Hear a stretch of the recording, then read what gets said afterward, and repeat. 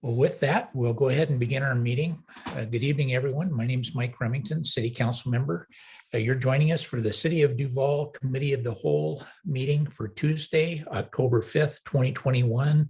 The time is now 5:31. This evening, we have four key items we're looking at: strategic planning, biennial budget, independent financial plan consultant, and interim council committee procedures. I did have a request that we rearrange our order this evening. The new order would be interim council committee first, followed by the biennial budget, and that would be followed by the financial planning and finally strategic planning. And if there aren't any objections, we'll go with the new order. Sounds good. All righty, don't see any concerns. So with that, we'll get started. Meeting is officially called to order, and the first item is good of the order. Anything from council or staff that we need to share? Councilmember McHenry. I just wanted to share that I was in a local business this last weekend or week, and they just mentioned the new plastic bag ban. And I know there's nothing probably tangible we can do to address it, but I just wanted to let everyone know it is a hard timing for businesses who utilize plastic bags for takeout and things like that. And I think it's hard for the business owners to want to charge an extra fee for a bag when they've been trying to do their best for their customers to accommodate them and, you know, encourage that takeout. So like I said, I don't think there's anything we can do. I just wanted to bring it to light and say that, acknowledge that hardship that business owners are going through. One more change. The supply has been challenging for them. Some of the new bags they need to buy, if they need to, you know, offer some kind of bag for their takeout options or something in their store, they're very hard to get a hold of right now, and they're seeing price fluctuation. Sorry. So again, I don't think there's anything on a local level I'm not sure that we could do. I'm also going to pass this along to the chamber, though I'm sure they've heard some feedback as well. So just want to make you all aware. Thanks. Thank you, Amy. I don't think we all see the inside of some of these decisions. And I know as a businesswoman that you see and hear some of this, and I really appreciate your sharing it. Other council members? Councilmember Langle. As part of the new process, I had previously requested a copy of the 2017 audit and all the management letters. And it's my understanding that's all been distributed to council at this point. And I urge everyone to read that and read it carefully, since that era in Duvall's history has it reflects a lot of the code challenges that we deal with now. And it really warrants a very careful reading. Progress has been made since that time, but again, a lot of the code we have, the things that have been delegated were of that era. So I encourage everyone to look at that. Thank you. Anyone else? I have one to bring up. One is a change in our November meeting. November 2nd, Tuesday, November 2nd is election night. And I was asked to check with council and see if you would like to move that meeting to Monday, November 1st. That would be one day earlier. That would free up council members to be there to be able to watch some of the elections and as they come in. We've done this in the past, so it's not unusual, but this is at council's decision. So thoughts? Councilmember Naplin. Just a thought, if we move our meeting to Monday, I think there'd have to be a hard deadline that the packet is available Thursday morning, maybe. I'm just thinking if we need to get our questions submitted and any time to get anything answered at all, it'd be really hard. I mean, right now with, a time on Monday, we have all weekend to prepare. But if the meeting is on a Monday, that's really tight. So I think there'd need to be an expectation that packets would be early. Good. Well, thank you for that. I'll ask Interim City Administrator Ryan Cotton. Can you address that? Is there a chance we could get it out Thursday? I will be happy to consult with the leadership team and try to make sure that happens. That's our general intent. Jody, with the help of the leadership team, pulled it off at least twice that I know in the last couple of months. So Stephanie, Laura, I know we'll all work together on this, and we'll put that on the calendars. Thank you. Thank you. Go ahead, Jennifer, and then Diane. Yeah, I just wanted to say it needed to be Monday, probably morning, in order to try to get questions by Friday. And I think normally if it's on Thursday, it's Thursday end of day, if it makes it by Thursday. But I think it'd really need to be first thing. Thursday morning, you're talking I think about. so. Otherwise, there'd be no time to get questions in. Okay. Duly noted, and we'll give it the old college try. Councilmember Bernicki. Yeah, I just wanted to say I'm fine with moving it to Monday. Great. Well, it sounds like Councilmember McHenry. I can make Monday work. I just wanted to give you guys a heads up. I will probably be at a different location in a car.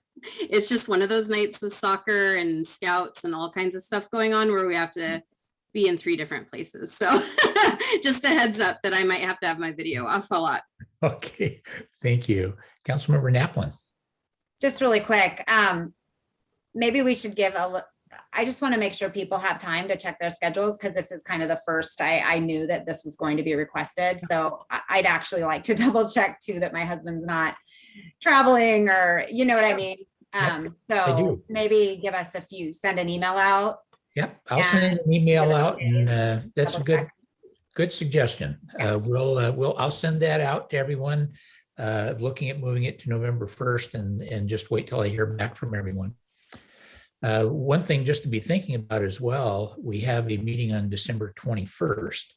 There's no problem normally meeting, but we do have the week of Christmas, and some folks might be out of town or have guests and find it difficult. So there again, just take a look at your calendars and let me know if you choose to try to move that meeting, and then we'll look for a date earlier, maybe even 1 week earlier. But do take a look at that. Maybe it won't make any difference, and we can hold it on the 21st. Anything else with council or staff to share? Well, not seeing any, we'll move to our first item, which is interim council committee procedures. We had a special committee looking at that, and I'll turn it over to Councilmember McHenry and Councilmember Lingle. Yeah, I think my only objection to the switcheroo is I have to get my stuff done here quickly and up. Councilmember Lingle, did you want me to screen share and start off? You're muted, but I think you're agreeing.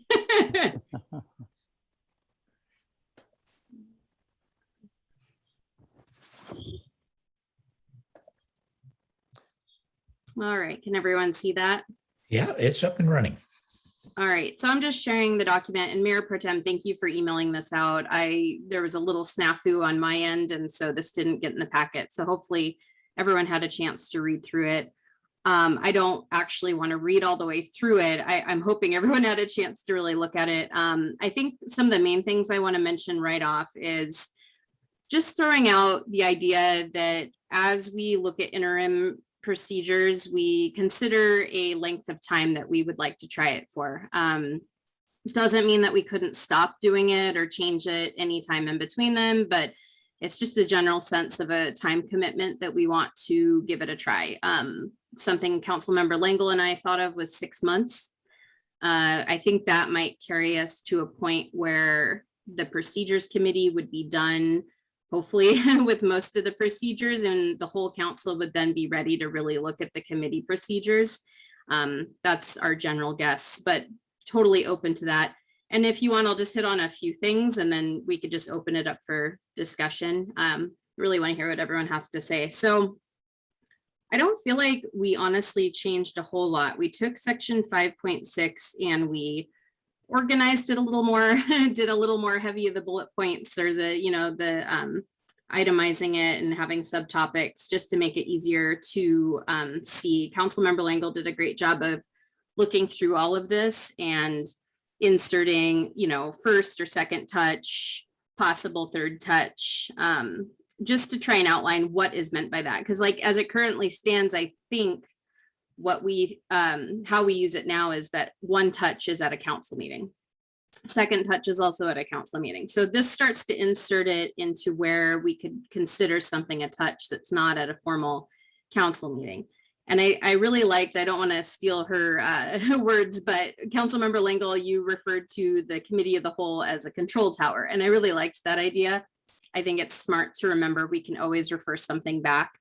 So yeah, I think, trying to think, was there anything, Councilmember Lingle, was there anything you wanted to highlight out of what we kind of did here? Yeah, the one thing in particular was that right now, when things are on a committee agenda, one of the transparency challenges has been that other council members know that that committee is reviewing the item.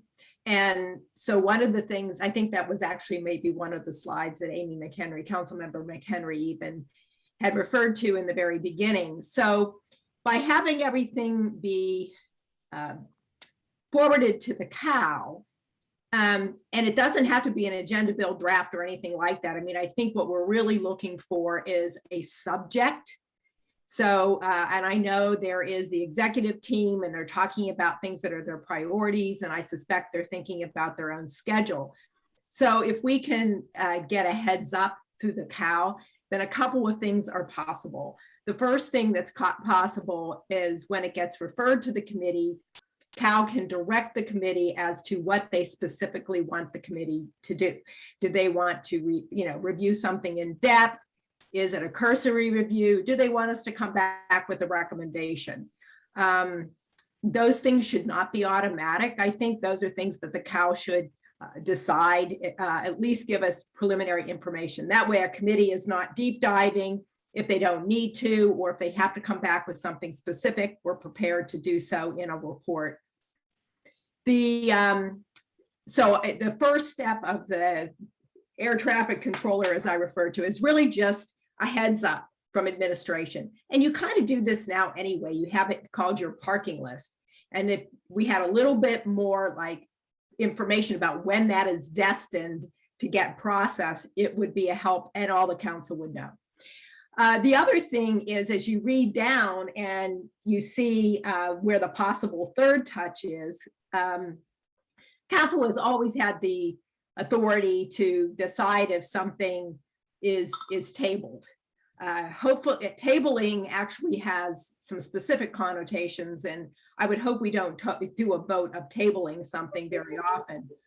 But the idea there is getting it to council and having that be third touch whenever possible.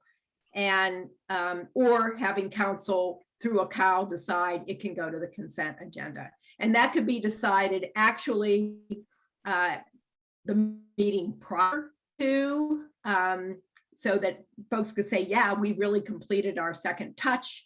We can have third touch be at a council meeting, or even conceivably, hey, this is a consent item right from the get-go. Council's already looked at it in some form 2 times, not controversial, goes right to the consent agenda. And again, I don't think we aren't really changing that much in the code, but we are trying to move things further up the ladder with everybody on COW council knowing, so that we can get to 3 touches faster. If I could jump in. And really then the question at the bottom about whether a public hearing or not, I don't know if an interim rule requires a public hearing. I guess that's something for someone else to decide. Yeah, I just wanted to jump in really quick too, and say that in the recommendations was an important thing we talked about. I think in the original 5.6 we currently have, it talks about how I believe the committee actually, any recommendation they make is actually just to recommend it be brought back to the whole council. I'd have to find the exact wording again. So I think it's important for us to distinguish and make that very clear. Does the council want committees to just recommend it come now back to the whole council? Or do we, and if it always comes back to the committee of whole, then the committee of the whole could request that a committee make a specific recommendation, like a choice on something specific that they're working on. So that was another thing we had talked about. Do we want to, oh, go ahead. There's one more thing I thought about, which I think is really important.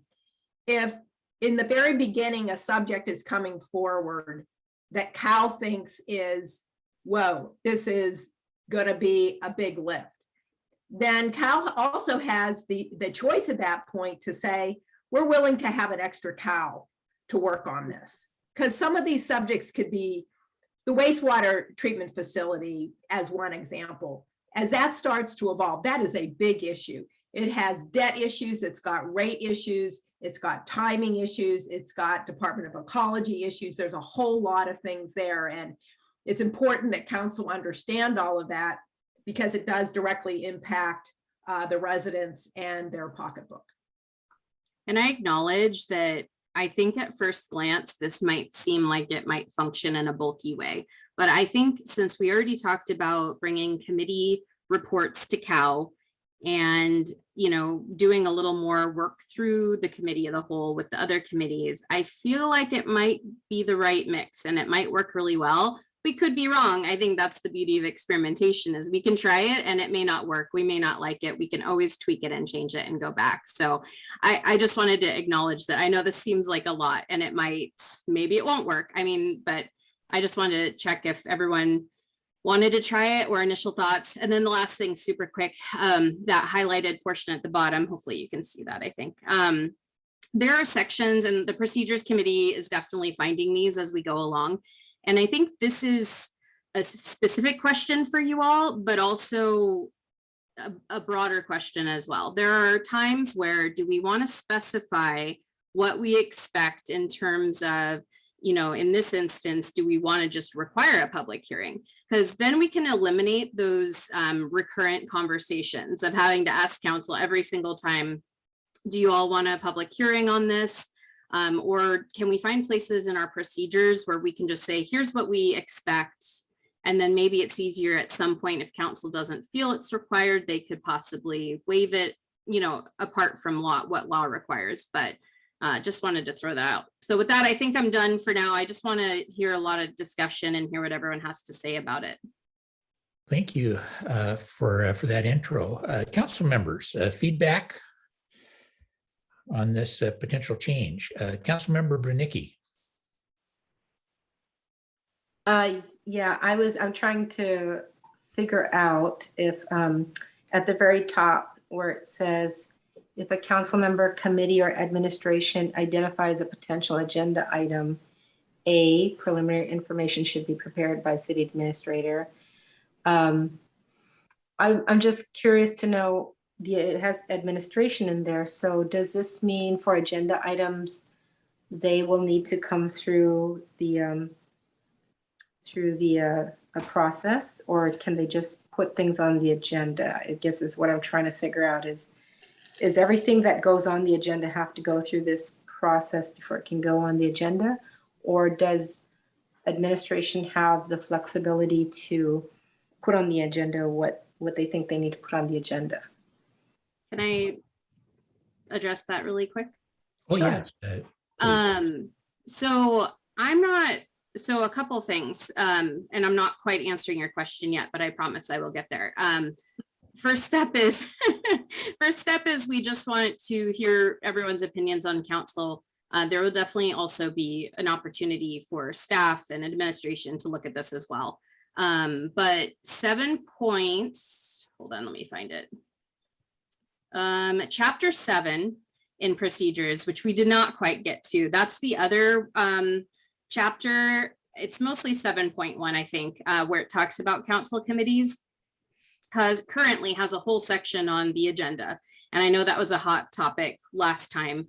We just didn't quite get to there. We wanted to start with the 3-touch rule section, which is 5.6. So I guess my short answer is I don't quite know the answer to what you're asking. I know it talks about this particular thing of identifying a potential agenda item, but there's also a whole lot about creating agenda and what to do if you want to bring something forward for an agenda in 7.1. So I think as we get through this, and I can make a note of that because I think that's really important. I think as we get through this and then we have our city attorney look at it as well, it would be good to find if there's any redundant portions that we need to take out. So Councilmember Langle, did you have a better answer for Councilmember? Well, yeah, right now what happens is Mayor Pro Tem meets with the administration and they get their input into what they want coming forward. And I don't see that that has to change. And remember, we're trying to move towards collaboration here. So it would be foolish of us to say, oh no, administration can never ask to have something on the agenda, that we would ignore them all the time. I mean, that would be just, that would not be doing administrators, that would not be us supporting administration. And we need to support administration and administration needs to support us. It needs to be a collaboration. And so it's not written to be exclusive. It's written to be a collaborative paragraph, just so we know what is coming our way. And so, yeah, I mean, and then in terms of the council agenda, if they, I guess theoretically, if they bypass COW altogether, we could opt to just require the full 3-touch rule, which seems like that's not what we really want to do. Other input from council. Councilmember Naplin. I have a couple questions on item BB. I think there might be a typo, or maybe I don't know how to read it properly. The draft agenda or posted online. I'm not quite sure what it's trying to say. I think that's a typo. Okay. Mm-hmm. And yeah, and I don't know, maybe, I don't know what item B is trying to get at. Well, what we talked about before was we wanted to be sure that all council members were aware of what agenda items were forthcoming. And so that's what it was, that's where it was going. So it's just is, the draft agenda or will be posted maybe online. Yes, yeah. And that could certainly mean, I think I just copy pasted there. That could certainly mean email, hopefully. I don't know if we should just change it to email, but I think the idea is that what you meant, Councilmember Langle? I mean, are you just talking about email or did you actually mean like posting it like to the OneDrive maybe? I think the way it was intended was posted to the OneDrive, but really you could probably even write it a little bit more generically. The only problem could either be posted online in the OneDrive, or sent by email. We don't want to be overly bureaucratic. We want to give ways to get the information out to everybody. So if they have interest, they know what's coming up, reminds them to actually look at the committee report or something like that, committee film. Would you want to put in there the draft agenda and accompanying packet will be made available to each council member? Because it's really talking about preparing, having questions formulated ahead of time. And if all you had was an agenda listing topics, it would be hard to. It's in A. Must include a complete packet. Right, but B, I think, is talking about the timing. And so I'm thinking that both the agenda and the packet, we want to have it available the week before. Isn't that what you're trying to say? It needs to be, it's the timing that you're discussing in item B. Yeah, I think that might be because You could add the word and. So the draft agenda and packet will be made available. Yeah, that makes better sense. Okay. And I think there was some odd timing, and it could also be in chapter 7 that I'm thinking of. We'll need to correspond, talk with administration about that, because I don't know if we're talking about changing to Thursdays instead of Fridays anytime soon, or if that will happen gradually going forward. I know we're kind of in a tough spot right now. Yeah, actually, what our procedures say now is Wednesday by 4 p.m. We haven't been meeting that for a while on packet type information, so. So then item D, it talks about once submitted, heard and approved by the committee of the whole, agenda bills may be. Is in another item, it talks about who decides where they may be placed. Is this also up to consensus or majority of council, or how is it decided where it goes next once it's heard by? What other spot are you talking about besides D? Below in item F, it talks about that Okay. where you decide where it would go next, but then item D also sort of seems to be talking about where it goes next, and I'm not sure if there's a distinction of one is just. Anyway. There's probably a more clear way we can state that, but it's a timing difference. So item D is once submitted, heard and approved by committee of the whole, then the committee of the whole can direct where those agenda bills will go. One of those three options. And then item F is more on every, so it's talking about every item presented, meaning at a council meeting probably. So like I said, there was some copy paste and we probably need to tweak some of the language to make it more clear. But I think the intent, but correct me if I'm wrong, Councilmember Lengyel, was that item D is talking more about what happens after it's been talked about in a committee of the whole. What can council decide to do next? And then item F is more, okay, it's been moved to one of those options. So now what? What are, we're not obligated to vote on every item presented unless compelled by law. So it just talks about what council can do once we're on that third touch. So as basically after introduction as new business, then council will decide by consensus whether they vote on an item, put it on the next meeting agenda. So it's more of a timing thing, but I think we could definitely add some words to that to make it more clear, because I see why that's kind of it. And then my final comment is really just a concern of moving things directly to consent agenda, because if you look at our council meetings, comments from the audience don't occur until after consent agenda. So if items are only seen in the COW or a committee and public comment is not welcome or allowed or provided for, something that might be of public concern, we wouldn't know for sure, could be approved without ever having an opportunity for public comment. And the other thing is, a lot of times items are, if they're only on the COW, the community might not know about them until they see a council meeting, or maybe if they had been attending council meetings. So I guess I think of the consent agenda as more routine items. And I would be very cautious to send something that's had significant discussion and potentially public would be interested in it to go directly to the consent agenda. I feel very concerned about consent agenda being used, even if we already all feel like the same direction was agreed to in the COW, or like we are all going the same way. I think that the council meeting at least needs to have an introduction to the public. And that meeting also have an opportunity to have public comment, because otherwise there will be no public comment if something goes directly to consent. I have just a couple quick comments about that. We have to remember that agendas belong to council, period. That's what it says. And so if we want to, unless there's a legal reason otherwise, we can always have a consent agenda. We could, I believe, have public comment on things before a consent agenda, at which point then we can say, we're pulling it from consent agenda.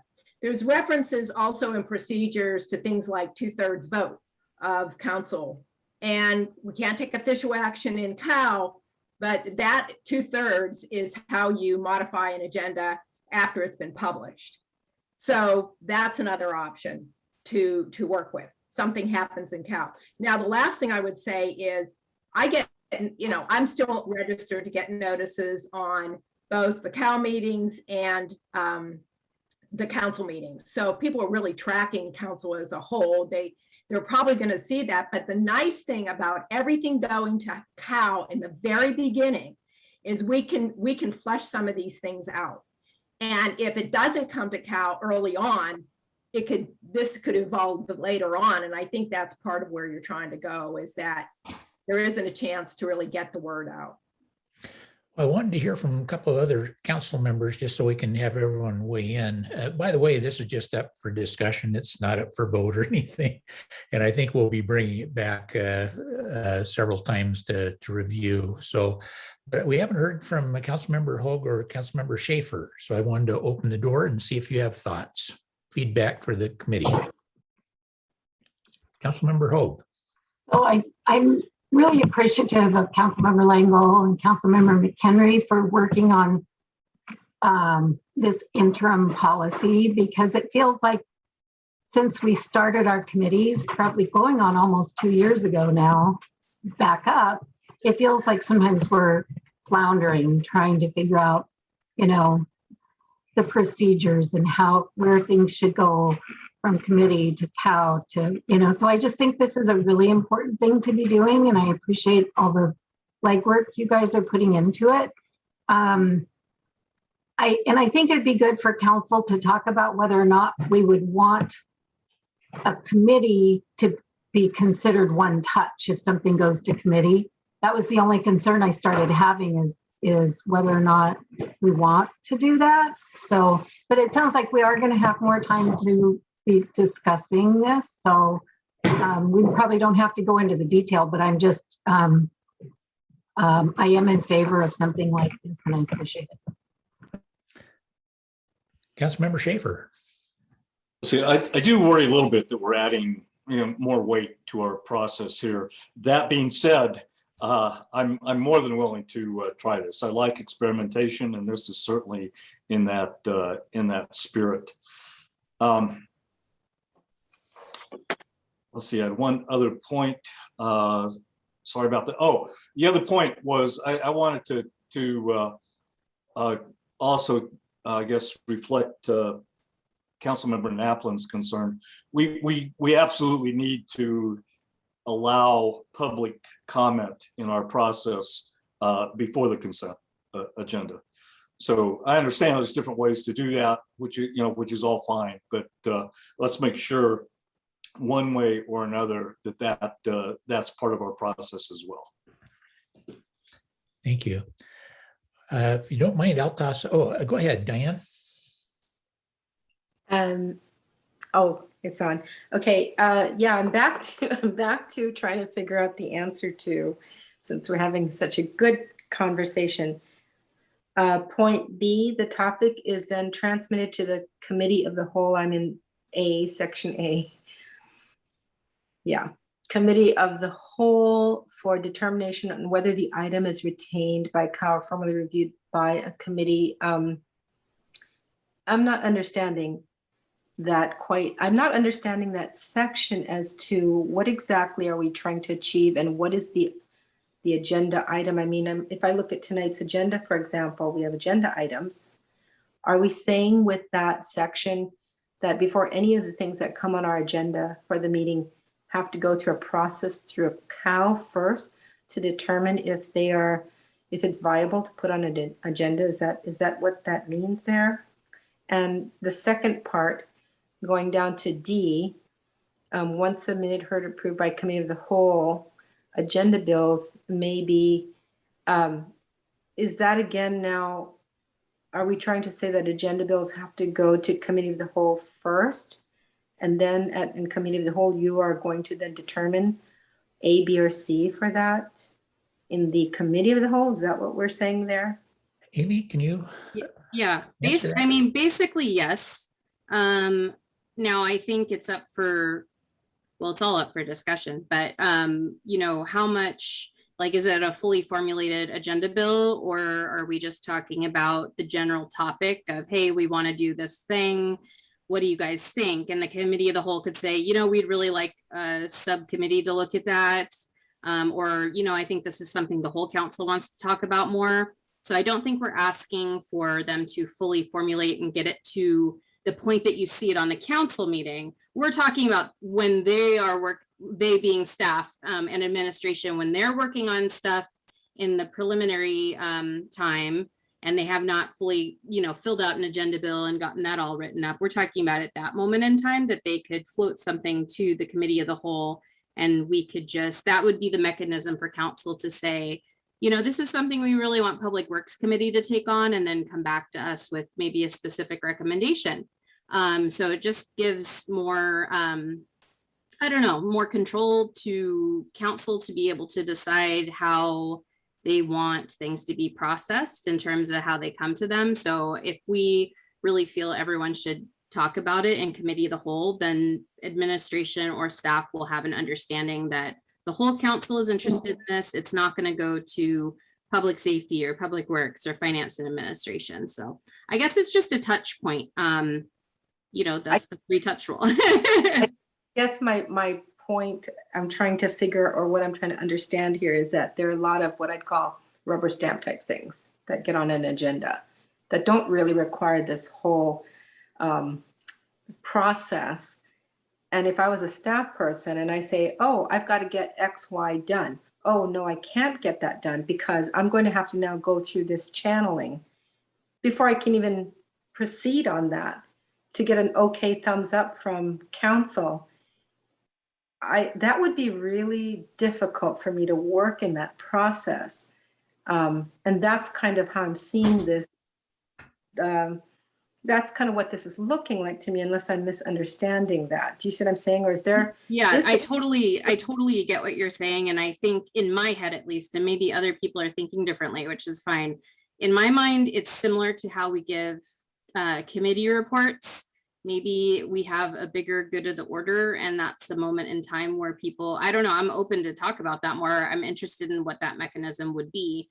It's just, how would staff or administration be able to communicate with us about agenda items that they're thinking about, and what does council want to do with those topics? Do we want it to go into a smaller committee? So I don't really see it as a huge formal process, but I think lots of experimentation will have to happen to get out those kinks. And I think that those points are really well heard. And hopefully when we get staff feedback, when we get this to a point that council agrees on different items, that, that'll help maybe help us iron out those wrinkles. And I guess the big question would then be, when we talk about control, how much control does council really want over those things? I think that is what's really, the document to me is that's what it's pointing towards. A control of information or execution on action of something. I think that's really the conversation we have to have, because we could, if that's the goal, then what we're talking about is something much more than what's really written here. And what my concern would be is that if the goal is control, then what may happen, like I said, you are good people, but there's always a change of people that comes along. And when we create the policy, we have to be very aware about the future and who's going to use those policies. This kind of control to me starts to get into an area that I get a little concerned about, Yeah, and I think, oh, sorry, go ahead. Just that. I think maybe I misspoke using the word control at that point. I see anything that comes to council for a vote at the end of the day as something that's ultimately in our hands. So what I'm looking at here is just, trying to insert a touch point further back that enables council to just communicate. It kind of forces communication earlier on, saying, what does council want in terms of this topic? Do you want it to go to a subcommittee? Do you want it to just stay with the whole council? So ultimately, at the end of the day, if we're voting on it in a council meeting, then, that's going to happen. So we're looking at the time before that.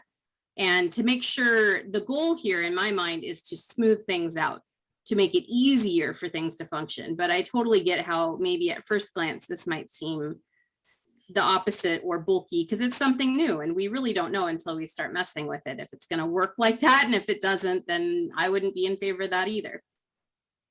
Yeah, I'll call on Ryan Cotton, our interim city administrator. I see you've got your hand up, sir. Well, thank you. I want to applaud the conversation. This is exactly what John Carver and the Carver governance model is all about, that only councils, only boards can figure out your procedures, and the effort that's being put into it, as well as a subcommittee ad hoc committee by Michelle is Councilmember Hoag, excuse me, is outstanding in my opinion.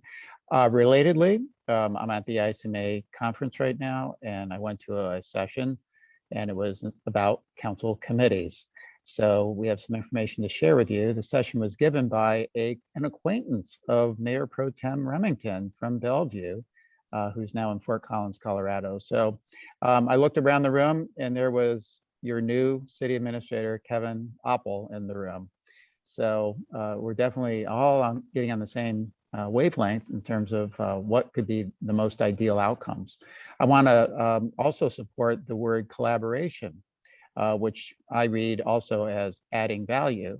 So although I don't see this as a control, grab from that standpoint, I see it as a mechanism by which you're trying to expedite and facilitate collaboration and adding value. So I think all of that is great.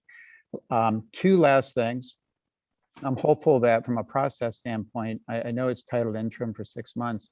I'm hopeful that the subcommittee could, of the ad hoc committee that Councilmember Hoag is chairing, could have a chance to look a little bit more at it as well and get you back their thoughts. I think from a process standpoint, they've been thinking through a lot of these things already, and many of you have commented, and maybe more would be better than less. From my standpoint in relation to that, I really like the simple approach, the 1, 2, 3 touches that we heard the last meeting. And so I've looked at it from the standpoint of making it, trying to keep that simple feeling to avoid any feeling that it's too complex. And so I would suggest some thoughts. Well, a simple one is, it maybe clarify that this has to do with council policymaking agenda items, which just separates it a little bit from ministerial, administrative, easy stuff. And also a simplification, in my humble opinion, when it comes to the agenda bills being addressed as by the presiding officer and the council, I'm hopeful that you would consider adopting Robert's rules. I think that would be another way to expedite, facilitate, and add value. Thank you, Councilmember Remington. Thank you. Mayor Pro Tem. Great to hear that our new city administrator was there at the conference and still growing those skill sets. I want to throw out a couple ideas just for folks to consider. When you look at most cities, they often have a city administrator and mayor pro tem or council president, whatever they call it, to help put together an agenda representing all of the council.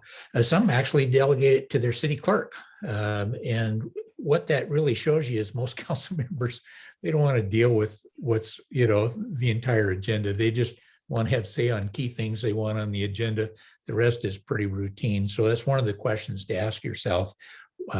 Is this truly something you want to decide? We already have committees. One of the things I really appreciate about committees is they can do that deep dive.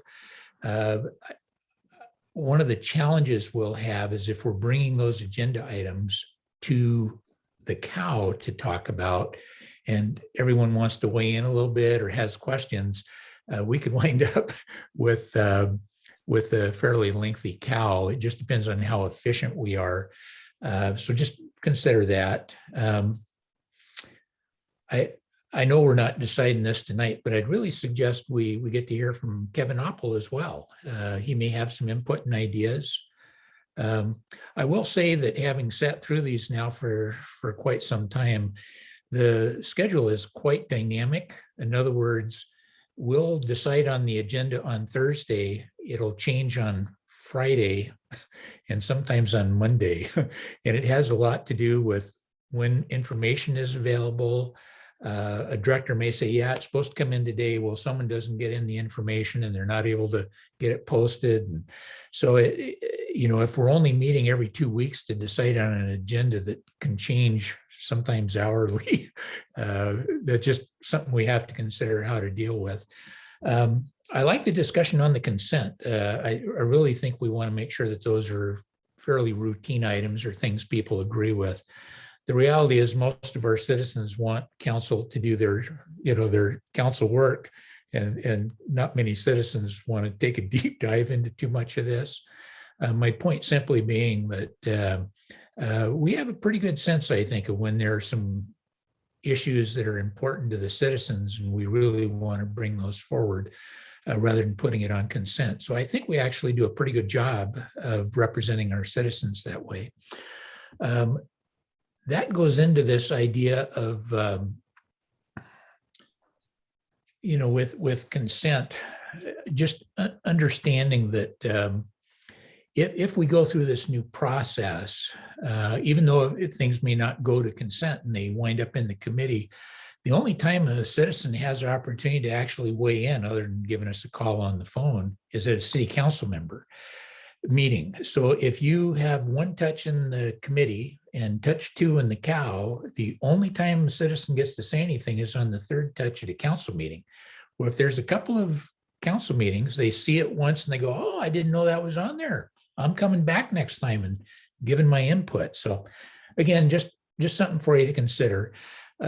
Like Ryan, I'm excited. I love to see a council that's willing to say, hey, let's look at something new. I appreciate Councilmember McHenry and Councilmember Lango for really taking a dive and a little risk and putting this out there. Unless there's a more discussion for tonight, I think we can just put this on another COW. We can just consider all the input from different council members, and we'll get this scheduled so we can have further discussion. That sounds really good. And just to add, I've taken as many notes tonight as I can, but if anyone has anything else they think of, please send us an email so that we can add that to our discussion next time. Great. Well, thank you. Well, we'll move on to our next item, which is our biennial budget mid-biennium adjustment discussion. Director Mason, and I believe she also has our calendar for what the mid-buy looks like.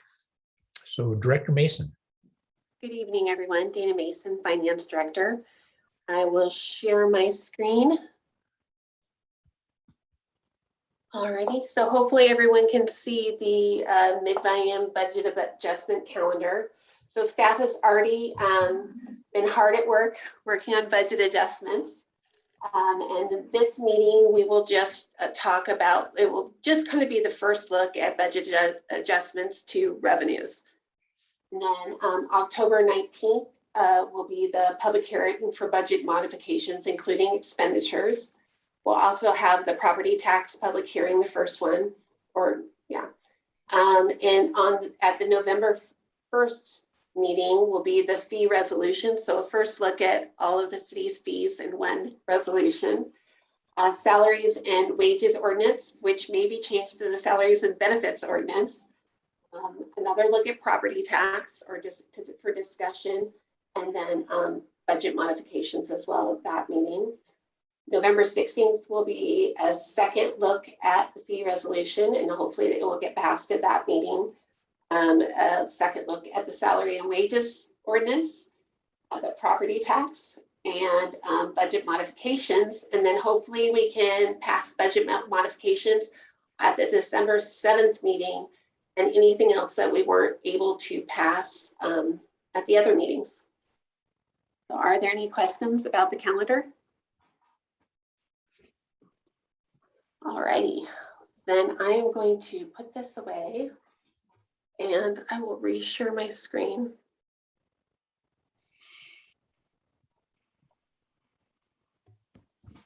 Okay, so hopefully you can all see the 21-22 mid-biennium budget adjustments revenues, City of Duvall. Excellent. All right. So the agenda for this evening. So first we'll just start with the big picture where revenues are at the end of August, and then go over the different revenue adjustments categories And then look at those categories and recommendation adjustments to the general fund, special revenue funds, CIP funds, and the utility funds. All right, so here it is, and I know this is a lot of information. This is our, as of the end of August, 33% of the budget or the biennium is complete. And since this is a biennial budget and revenues in the second half of the biennium are usually higher than the first half, we'd expect revenues to be a little under 33%. You look at our operating funds, the general fund, the water, sewer, storm drainage fund, those are all higher than 33%, which is excellent. And then if you look at our total revenues, it's at 35%. So overall, the outlook is really good. So this is just a recommended revenue adjustment summary. There's 4 different categories of revenue adjustments: changes to existing revenue, 2020 carryover, which is money we expected to receive in 2020, but we received it in 2021, revenue with a corresponding expenditure, and then new one-time revenues. And I'll share this slide at the end of the presentation so you can see it one more time. And that is just broken down to general funds, special revenue funds, CIP funds, and utility funds. So let's start off with the revenue fund. The city just received its preliminary property tax worksheet from the county, and surprisingly, assessed value for 2021 new construction is lower than 2020 new construction. So property tax overall may be adjusted down about $18,000. But we will receive another tax roll and probably one more. So this will fluctuate a little bit before we get to the final property tax amount.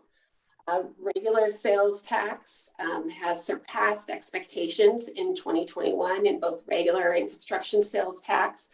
So that has been updated for 2021 and 2022. And then I'll just hit on the telephone utility tax, was just kind of the disappointment. It's been adjusted down in both years to reflect estimated actual in 2021.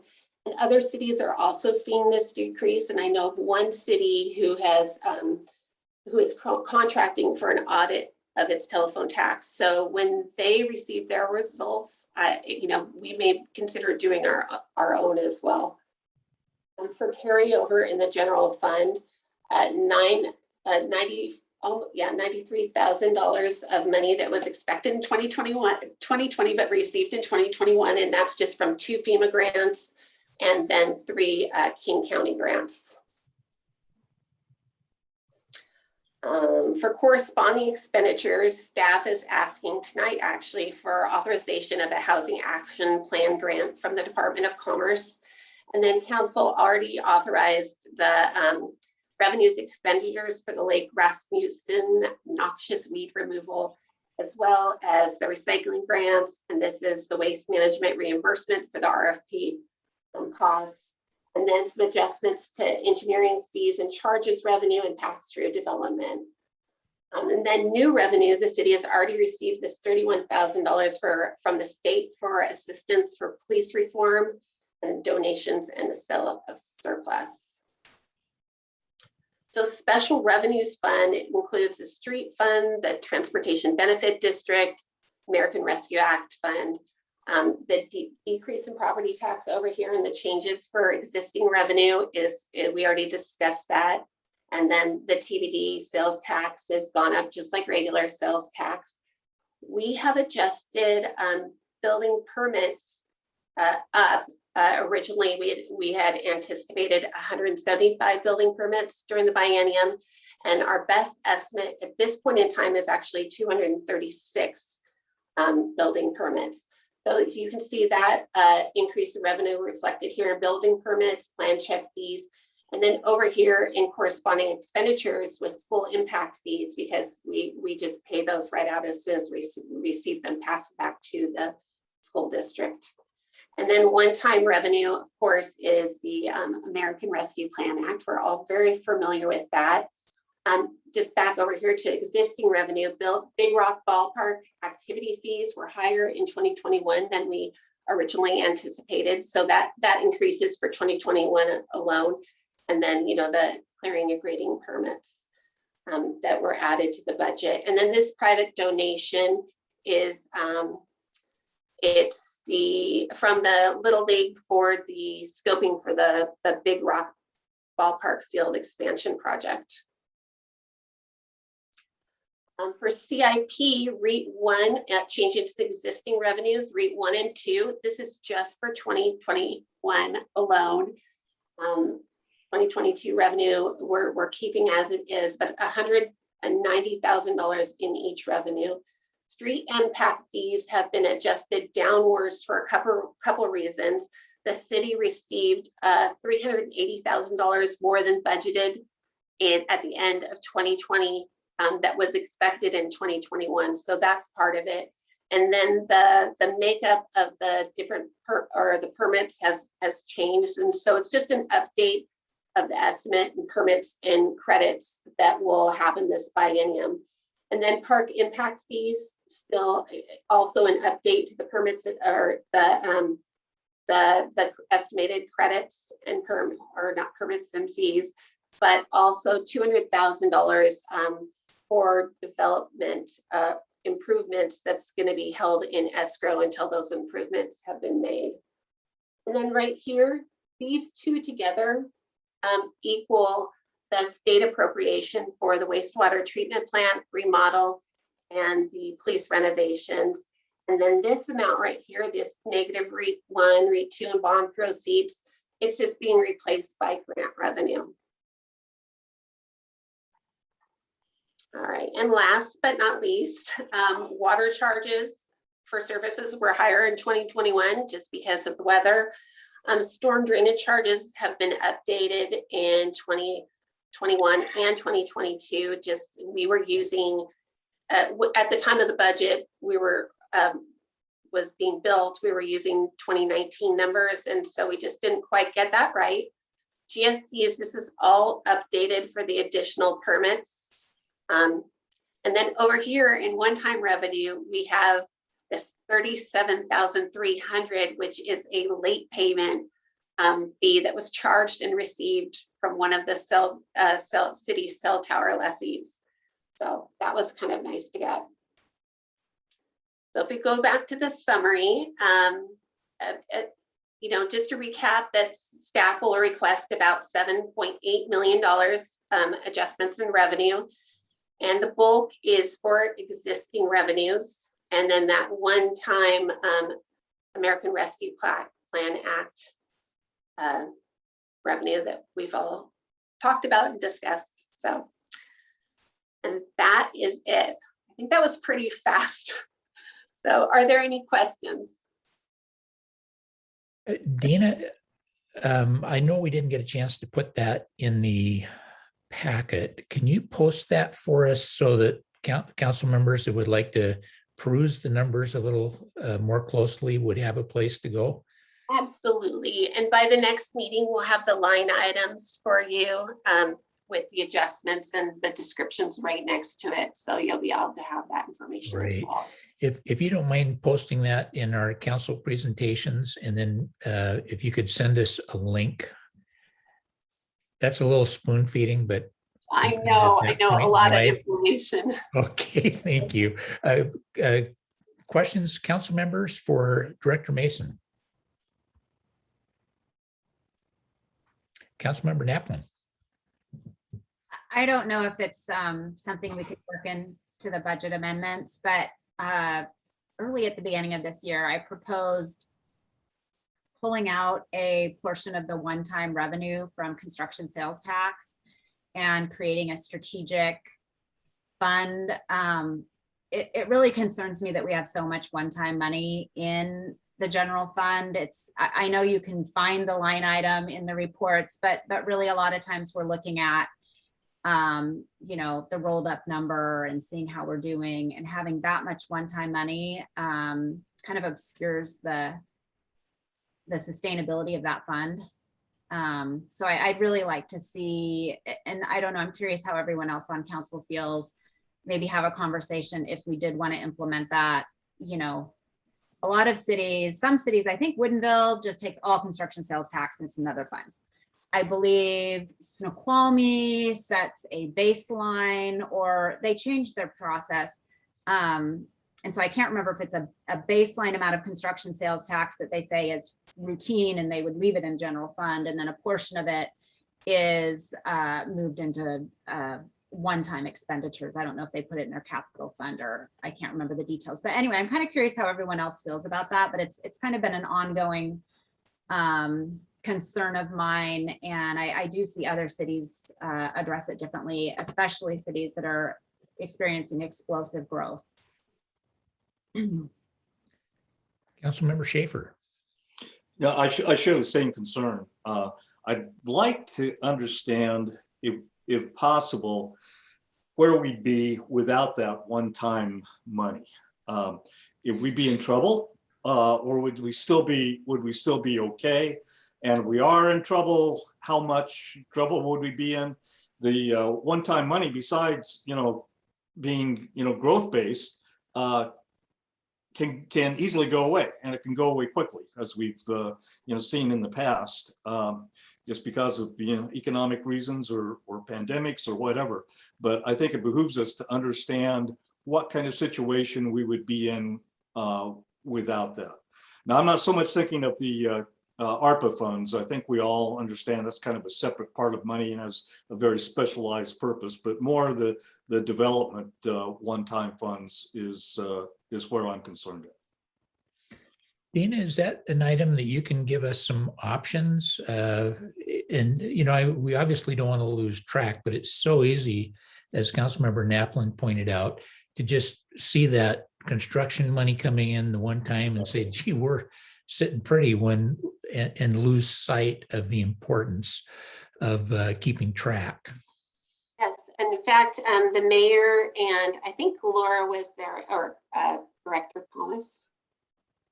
We had discussed putting the sales tax from construction that is above the normal amount just assigned in the general fund balance, so we have it separated, and then using that for one-time expenditures.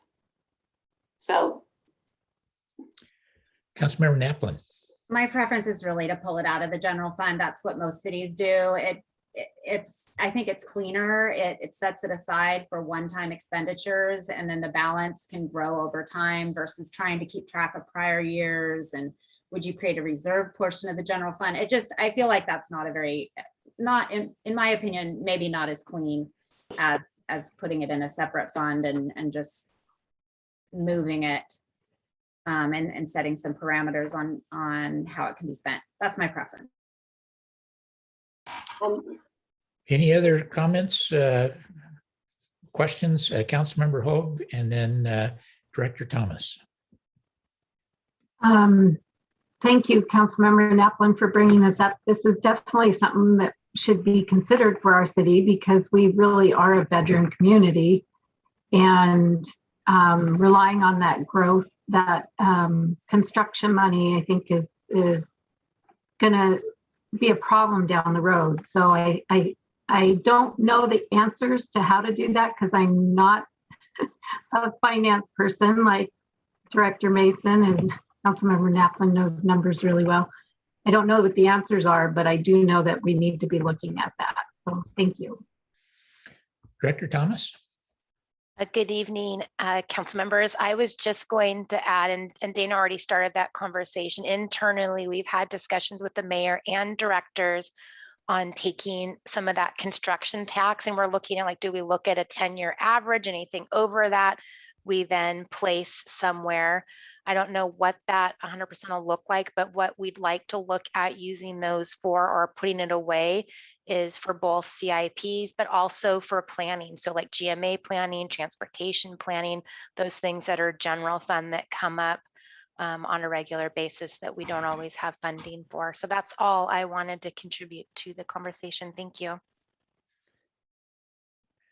Dina, one other thing, would you mind sending out the calendar to everyone? I have not done that, but if we could send out that calendar to all council members so they have a right there in their inbox. I would love to. And I'll also come up with a few options for the pulling out the sales tax and present that at the next COW, if you'd like. Great.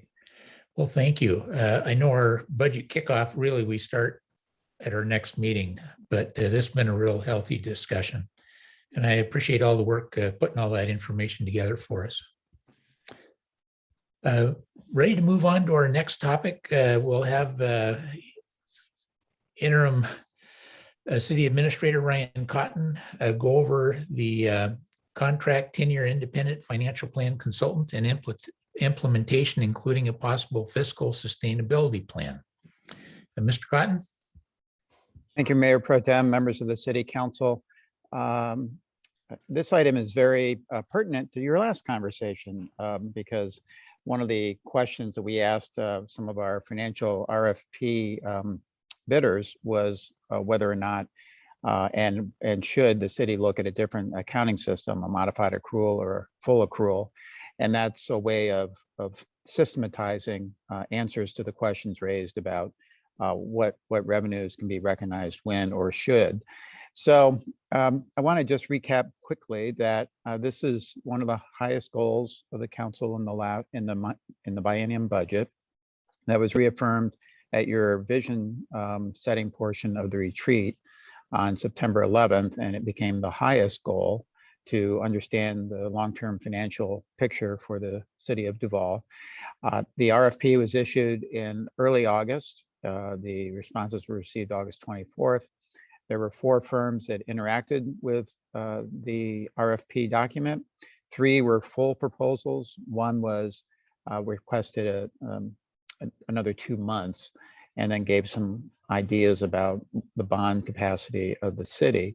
All of this was shared with the Finance and Administration Committee on September 2nd, and also discussed and interviews were held on September 16th, and was also discussed on September 30th. It is before you tonight in somewhat of a, one would say, unmanipulated way. It's all the raw data. However, we did do a Excel spreadsheet that will summarize some of the information if you didn't get a chance to read every one of the multiple hundred pages. I think I perhaps erred on providing more information than you needed, but I didn't want to have you lacking any information as you tried to think through the best approach.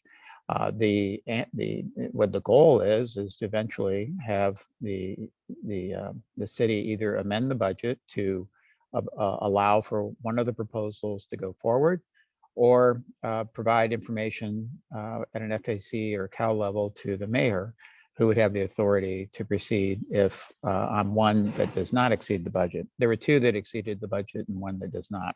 Your budget is $20,000.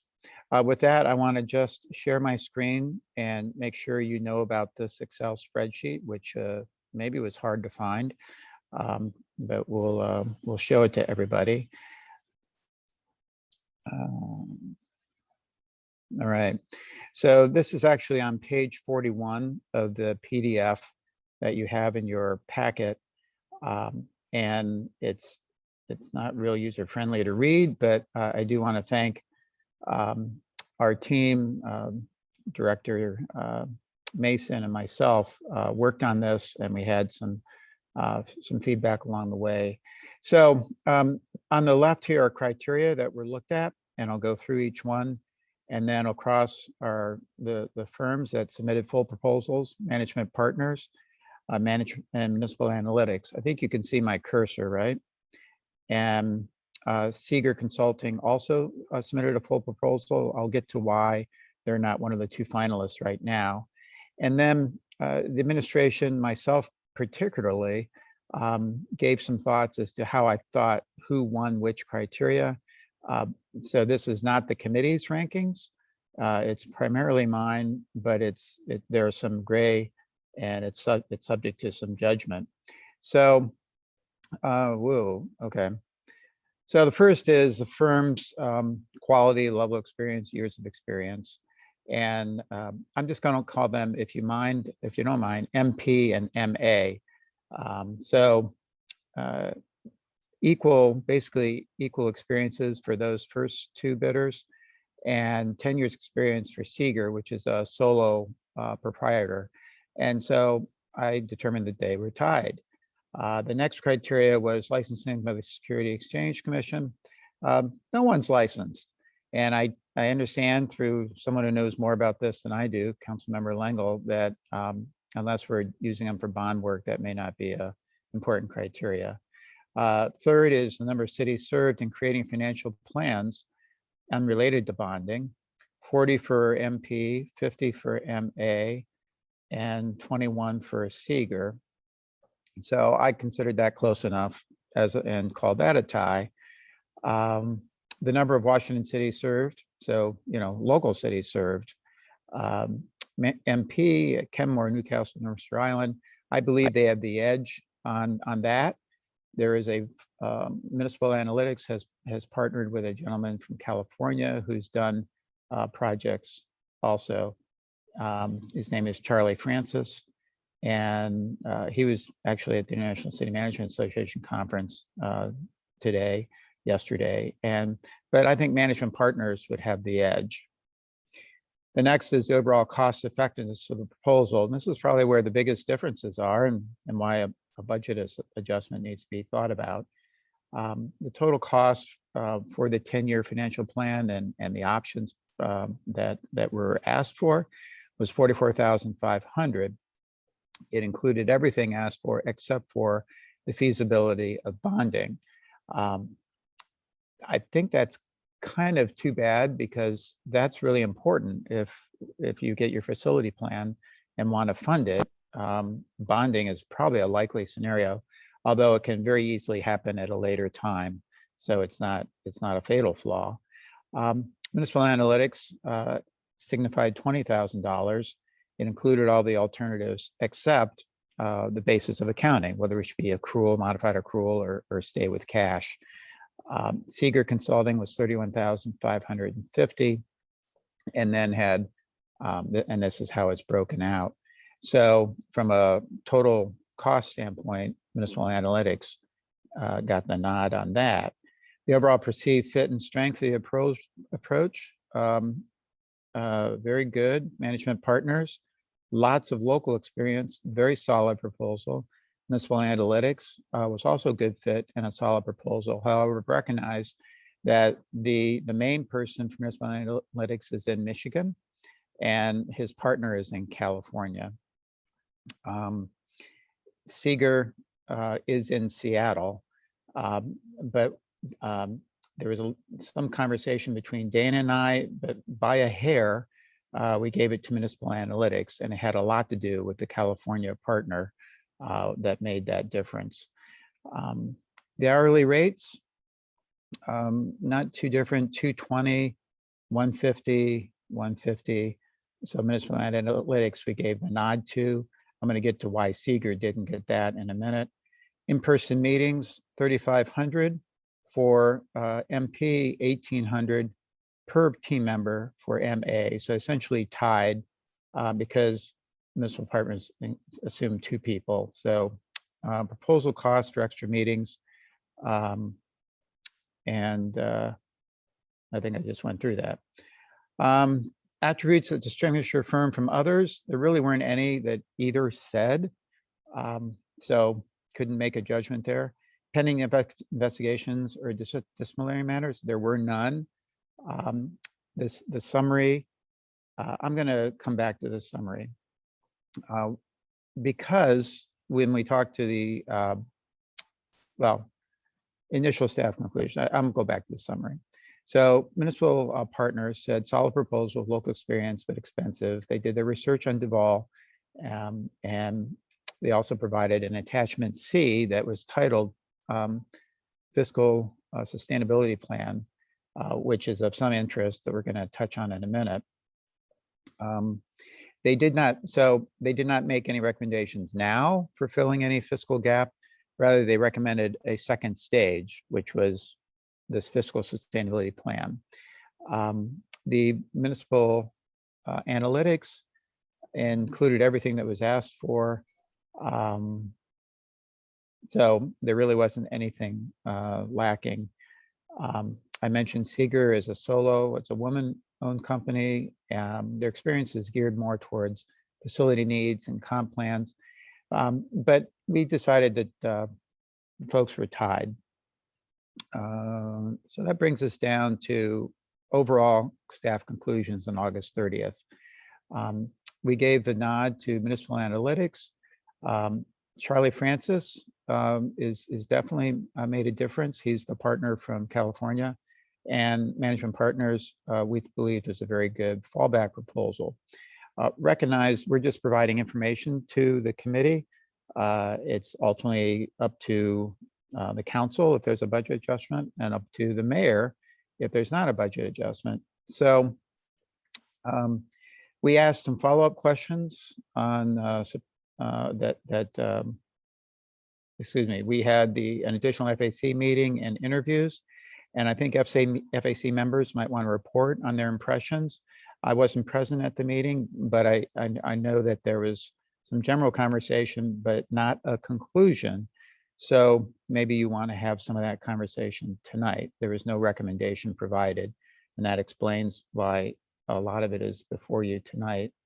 I asked some follow-up questions just to make certain on September 30th about the fiscal sustainability plan, which is of a lot of interest, and it emerged as being a high priority of the group.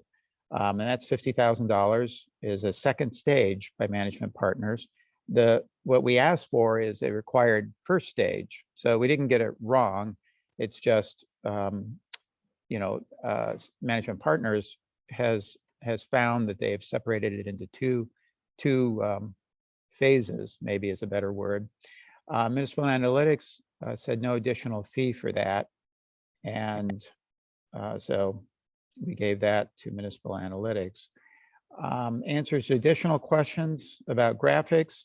Management Partners has very robust graphics. We've seen that in their examples. Municipal Analytics is fine, but we gave the nod to Management Partners, or I gave the nod at that point. Answer to additional staff and council time associated with that second phase associated with the fiscal sustainability plan. 12 to 16 weeks is the answer from Management Partners. No extra time for Municipal Analytics.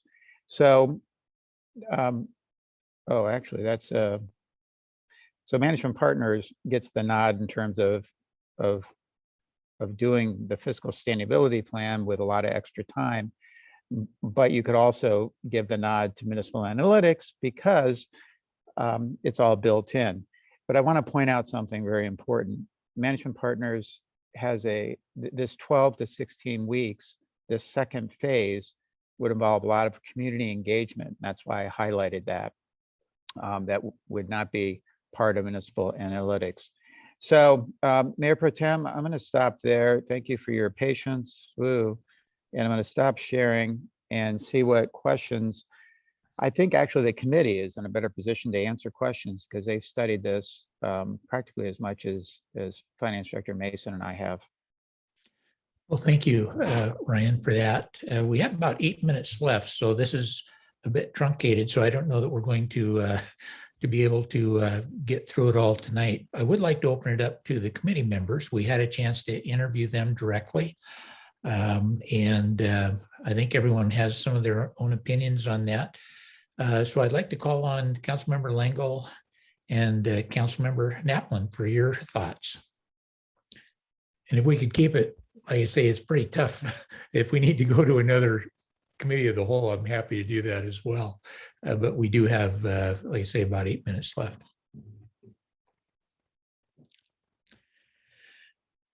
Councilmember Naplin. Yeah, I'd like to let Councilmember Langle go first. Sure. She's really championed this idea, and I'm super excited about it, and I'd like to let her go first. Well, thank you. Councilmember Naplin or Langle. Sure. Well, there's some things about the proposal that I definitely evaluated differently than staff. That's one thing I would say. When you look at the base projects and you look at the proposal amounts that they have made, the the big difference really when you do it from a math standpoint is that management analytics is estimating roughly 133 hours to do the work. And for the $38,000 version with management partners, that's 253 hours. And to do the $44,000 worth of work, it'd be 293 hours. Now, yes, I've studied this a lot. How this whole idea evolved, frankly, was I talked to our bond counsel, who I've worked with numerous times in the past, and they referred me to some folks. And I did pursue that, and that's how I learned a lot about it. And I've looked at some other studies that were done in other cities. The $20,000 number I threw out at the budget hearing was intended to be sort of a getting your toe in the water to kind of see where we basically are. And that was quoted to me as a really, like, oh, if you just did a little bit of work. That was from Scott Bauer, who did not apply at PFM, which was the person I talked to that got me all the samples. He provided me at least 3 hours of his time, very generous. And so neither of them applied. So there's no conflict of interest with everything. There's a couple things about management analytics I want to call to your attention. There is no indication that Charles Francis has worked with management analytics. That was not clear in the proposal at all. And the other thing I would say is when you look at their experience in Washington State, the only experience in Washington State is working with a fire district. The other experiences are actually Charles Francis working with OpenGov. And that's a little awkward, I think, because if there's something that's wonky about our OpenGov situation, he has a consultancy relationship with them. So that's a little weird to me. But, in the very beginning, I really rated everything on what people say in writing. And, Management Partners was very specific about working with council. Now, the reason why I hope this will be a collaborative decision with administration is this. The reason why having a firm that is regulated by Security and Exchange is that they legally are not allowed to represent administration or council. They must present their information legally bound in the best interest of the city. So it is really critical in whoever we work with that they understand that, and not that they just say it, that that's how they do it. And I guess based on the kind of long-term trending analysis I've done, I'm just very skeptical that we're going to get what we want with management analytics. Now, I can go through some other things. I don't want to take our time tonight. We have now an executive session, so maybe I should just end there. But the Management Partners proposal has some real strengths in my view. And if we have more time, perhaps we could talk about that. I would like to add one more thing, which is when the F&A committee asked Management Analytics what they knew about state law, they said they didn't. They said they would work with, talk with Ryan Cotton, which is just fine. And they said they had a friend that was a professor at University of Michigan, I think.